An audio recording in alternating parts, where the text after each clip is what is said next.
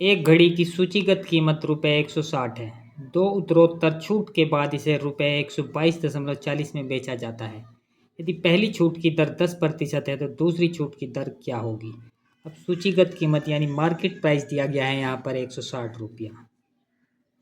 अब इस पर 10% की छूट दी जाती है। 10% छूट से मतलब है कि इसको 90% में बेचा जाता है और 90% का मतलब है 90/100 गुणा में लिखेंगे।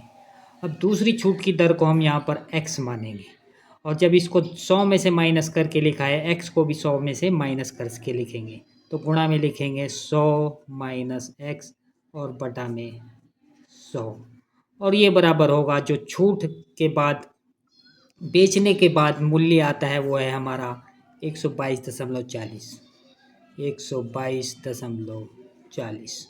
अब इसका कैलकुलेशन कर दीजिए। इन 2 जीरो से ये 2 जीरो गया और इस 100 के गुणा से ये दशमलव हट जाएगा।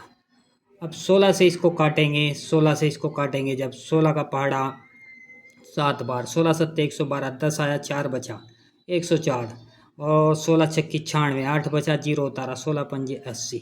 अब 9 से इसको काटेंगे, 9 से इसको काटेंगे, 9 अट्ठे 72, 4 बचा 9 पंजे 45, 85। तो 100 माइनस एक्स बराबर 85 हो गया।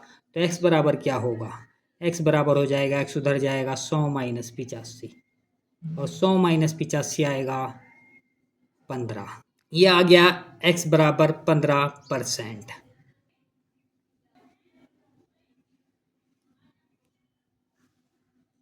तो ऑप्शन डी यहाँ पर राइट आंसर होगा। अब नेक्स्ट क्वेश्चन।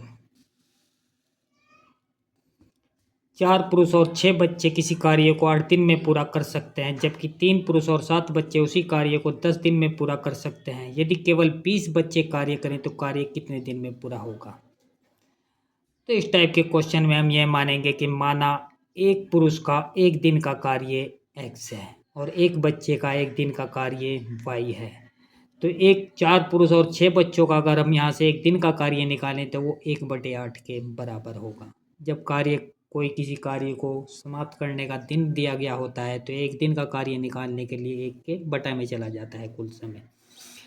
तो हम यहाँ पर एक पुरुष का एक दिन का कार्य x मानेंगे और एक बच्चे का एक दिन का कार्य y मानेंगे। तो 4 पुरुष का एक दिन का कार्य 4x हो जाएगा और 6 बच्चों का 6 दिन का कार्य एक दिन का कार्य 6y हो जाएगा। दोनों को जोड़ेंगे और दोनों का एक दिन का कार्य होगा 1/8 के बराबर। इसी तरह से दूसरा समीकरण बनेगा। यहाँ पर 3 पुरुष और 7 बच्चे हैं तो हो जाएगा 3x प्लस 7y और बराबर हो जाएगा 10 दिन में पूरा करते हैं तो 1/10।